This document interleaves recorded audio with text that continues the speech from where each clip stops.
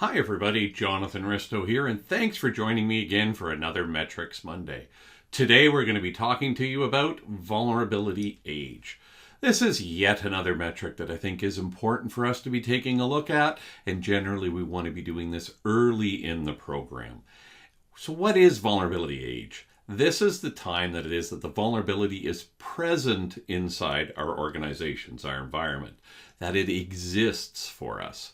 And a shorter vulnerability age means maybe we're doing better at risk reduction than something that is much longer that's out there.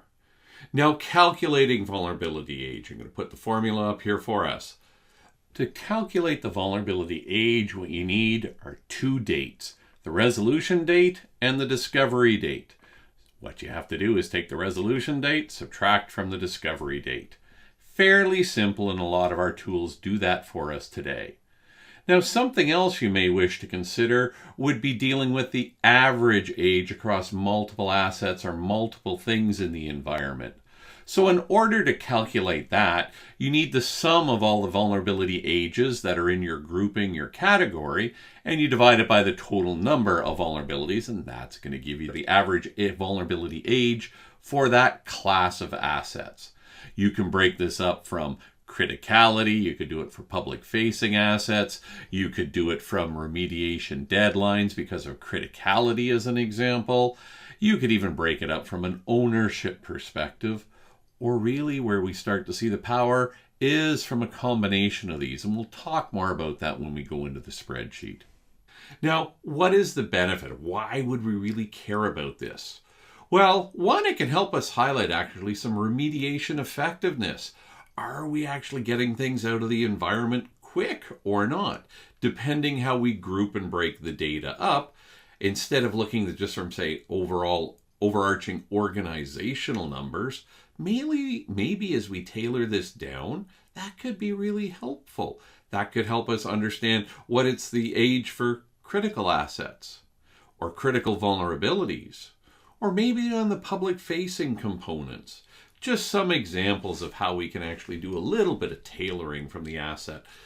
Now as well, maybe this is helping us show, compliancy requirements, because maybe it is that we have some regulatory needs or even organizational, helping us know, are we again meeting the SLAs that we have created for us.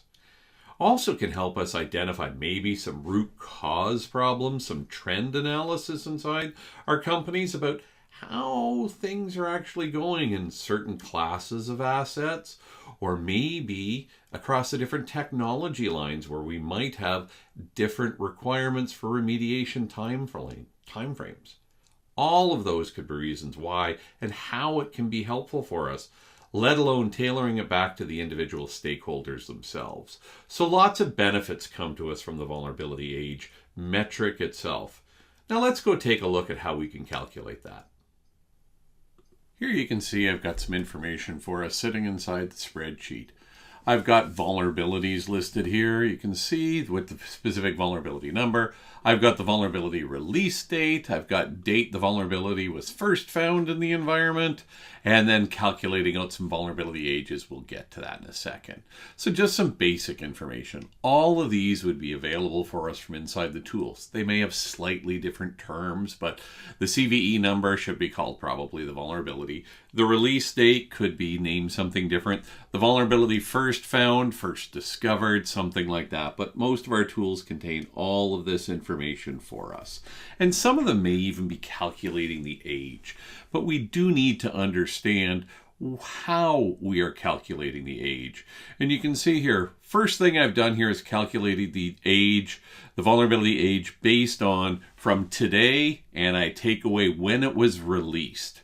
And so this column here, you can see I've got a bunch of information, which is basically calculating the number of days from when the vulnerability was first released until today's point in time, which is great. So it's giving me the counts, and you can see I range from, 15 days all the way up to 458.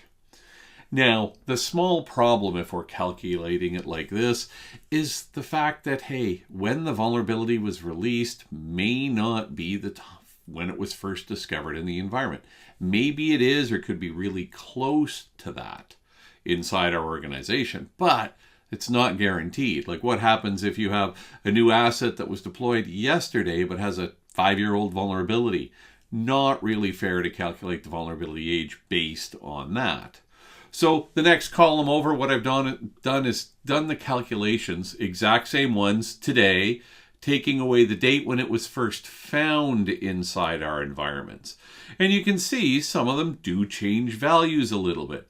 The first one here for that first CVE, it changes it by almost 90 days because this was an older vulnerability that was found, what was that, not quite 4 months after it was released.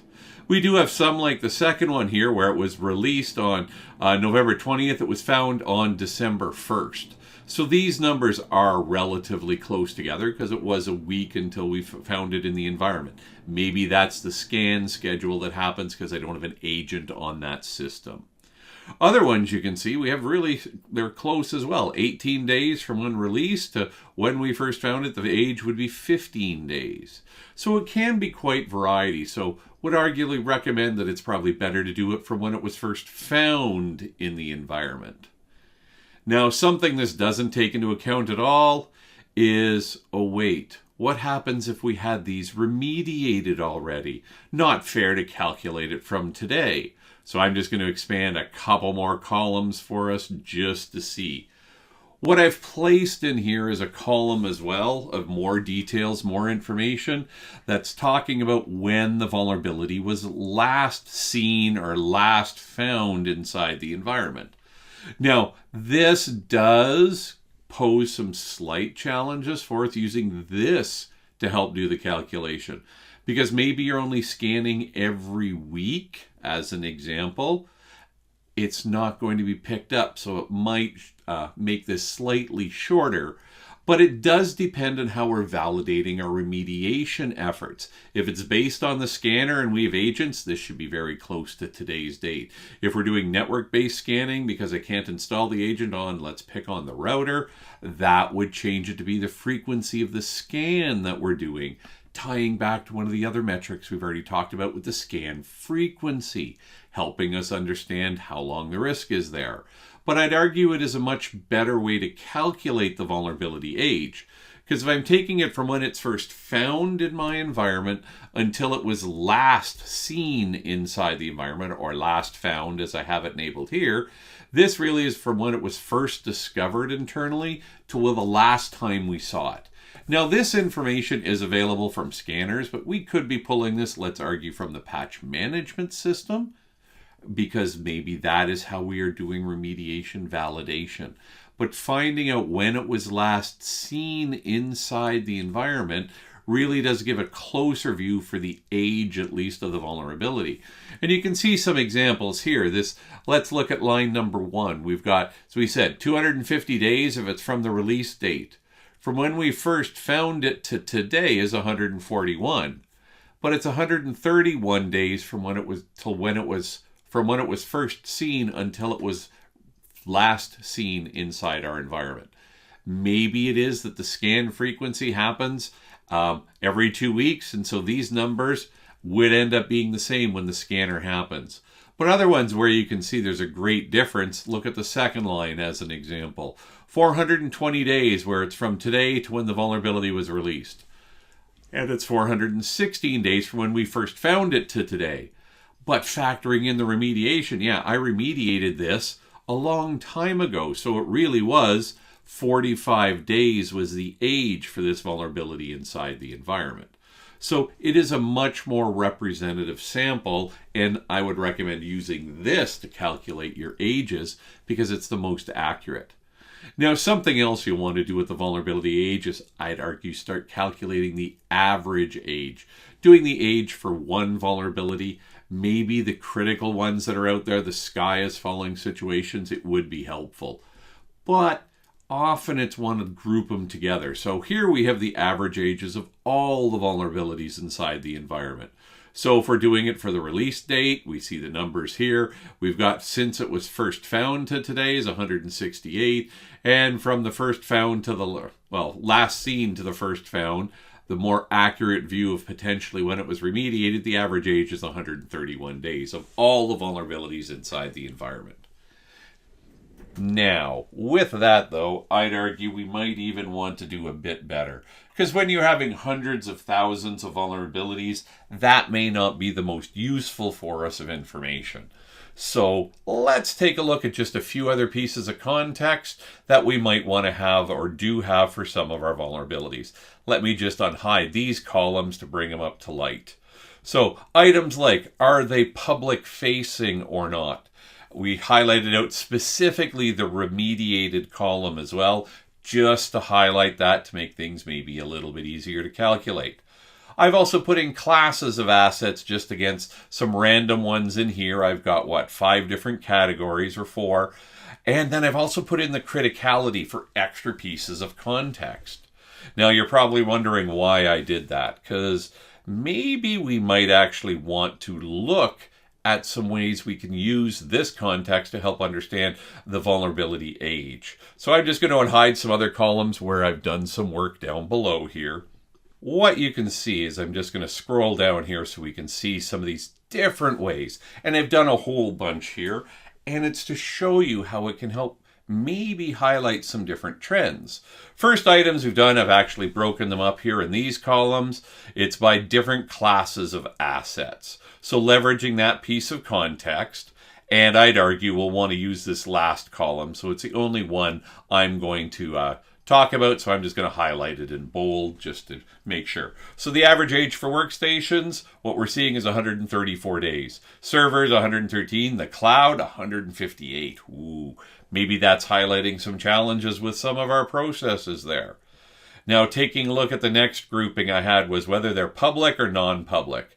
Public assets, we're seeing 87 days is the average, almost 88, for what we have for vulnerabilities unknown. The non-public assets, 163. Now, also looking at, say, the remediated and non-remediated. So 157 days for the non-remediated, and remediated items is 80. So let's say looking to see if we're in compliance in general in the company, the average vulnerability age for remediated, 80 days. Does that meet my SLAs?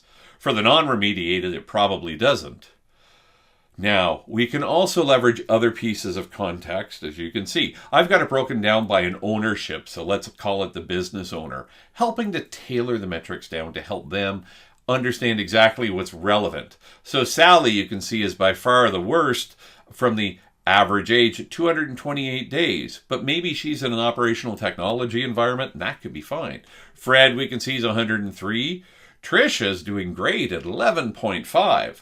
So why are we seeing these differences? Is it because that business process is responding quicker, better? Maybe they're doing automated deployments inside the environment, have the full CI/CD pipeline out, and maybe Sally, as an example, is the operation technology manager. So it highlights the differences we can have.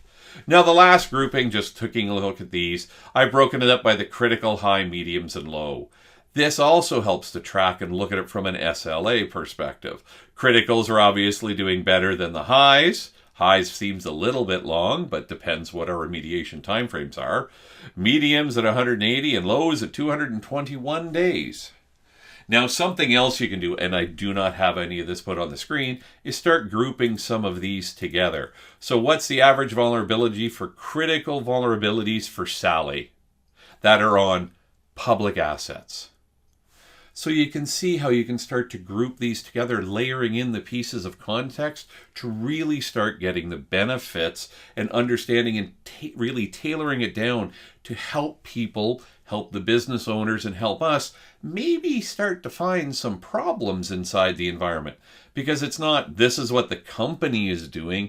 This is how it tailored down to help you with your classes of assets on the public facing really start to make you able to measure some of the SLAs on specific components, or even just to highlight there might be a problem because, let's pick on Sally, maybe it's because she's lost 2/3 of her team and they cannot keep up with remediation efforts. Could be an example, but at least it might help to highlight places we have to look to see where these challenges are inside our companies or with certain groups, certain teams. It can help highlight and really start to dive into maybe some root cause identification by doing that tailoring on the metrics. That's it I wanted to show you here in the spreadsheet. So there you have it. Lots of different ways that we can chop, slice, dice the data up, and how it can bring value to us to be looking at vulnerability age. So hopefully you found that helpful. I'm Jonathan Risto and want to thank you once again for tuning in and listening to another Metrics Monday.